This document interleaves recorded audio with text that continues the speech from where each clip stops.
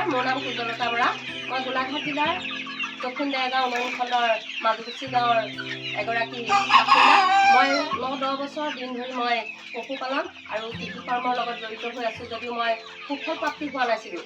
যেতিয়াৰ পৰা মই গোলাঘাট জিলাৰ CSS আত্মাৰ ATM BTM ছাৰক লগ পালোঁ, তেতিয়াৰ পৰাই মই তেখেতসকলে আমাক প্ৰশিক্ষণ দিলে যে কেনেদৰে কি পশুপালন বা মুৰ্গী কেনেদৰে পালন কৰিব লাগিব, কোন সময়ত দৰৱ খুৱাব লাগিব, কোন সময়ত কেতিয়া ভেকচিন দিব লাগিব, আৰু মুৰ্গী গঁৰাললৈ সোমাওঁতে আমি কেতিয়া কেনেধৰণে সোমাব লাগিব, সাজপাৰ চেণ্ডেলৰ পৰা আৰম্ভ কৰি সকলোবিলাক কেনেধৰণে আমি কৰিব লাগিব, সকলো আমাক প্ৰশিক্ষণ দিলে। যিহেতু তেখেতসকলে প্ৰশিক্ষণটো দিয়াইছিলে ভেটেনেৰী বিভাগৰ লগত জড়িত হৈ, আৰু তেখেতসকলে এইদৰে প্ৰশিক্ষণ দিয়াৰ অলপ দিনৰ পাছতে মোক এটা সোণালী মুৰ্গী ডেমো দিছিলে। সেই ডেমোটো লৈ মই বহুত উপকৃত হ'লোঁ বুলি ক'ব পাৰি। যিহেতু তেখেতসকলে দিয়াৰ প্ৰশিক্ষণৰ সম্পূৰ্ণ আখৰে পালন কৰি মই প্ৰত্যেকটো সময়তে মুৰ্গীকেইটাক মই দৰৱ দিয়া, দানা দিয়া, আৰু তেওঁলোকৰ গঁৰালটোত মুৰ্গীকেইটা কেনেকৈ মই চাফা কৰি ৰাখিব লাগে, কেনেকৈ কি কৰিব লাগে, সকলো ধৰণৰ বিজ্ঞানসন্মতভাৱে মই কৰি অহাৰ বাবে আজি মই 3 মাহত মই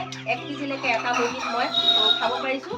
আৰু মই সকলোকে এটা কথা অনুৰোধ জনাওঁ যে বিজ্ঞানসন্মতভাৱে আমি যদি কাম নকৰোঁ, তেতিয়া আমি যিমান কষ্ট নকৰোঁ, যিমান দানা নোখোৱাওঁ, যিমান পানী নিদিওঁ, তেতিয়াও আমি কেতিয়াও মুৰ্গী ডাঙৰ কৰিব নোৱাৰোঁ। সেয়েহে মই এটা কথা সকলোক অনুৰোধ জনাইছোঁ সকলোকে যে আমি বিজ্ঞানসন্মতভাৱে কাম কৰিবলৈ গ'লেও নিজৰো এটা মন থাকিব লাগিব আৰু নিজৰ এটা সাহস থাকিব লাগিব, কি কৰিলে কেনেকৈ কি হ'ব।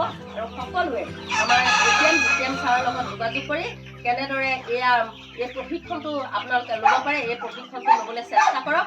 আৰু আপোনালোকে এই প্ৰশিক্ষণ প্ৰাপ্তি যেতিয়ালৈকে নহয়, তেতিয়ালৈকে আপোনালোকে কোনো কাৰণতে আপোনালোকে মুৰ্গী পালন কৰি সফলতা লাভ কৰিম বুলি কেতিয়াও নাভাবিব।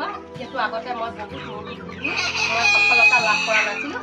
যেতিয়াৰ পৰা মই আত্মাৰ যোগাযোগ কৰি যেতিয়াই মই ডেমোটো পালোঁ, তেতিয়াৰ পৰাই মই সফল হৈছোঁ আৰু মই নিজকে মই ছাকচেছ হৈছোঁ বুলি মই আপোনালোকৰ সকলোৰে আগত মই ঘোষণা কৰোঁ। আৰু আপোনালোকেও এইদৰে মুৰ্গী পালন কৰক বা হাঁহ, কুকুৰা, গৰু, ছাগলী ইত্যাদি পালন কৰক। যিহেতু সকলোকে আপোনালোকে বিজ্ঞানৰ বা ডক্তৰৰ পৰামৰ্শ ল'ব লাগিব।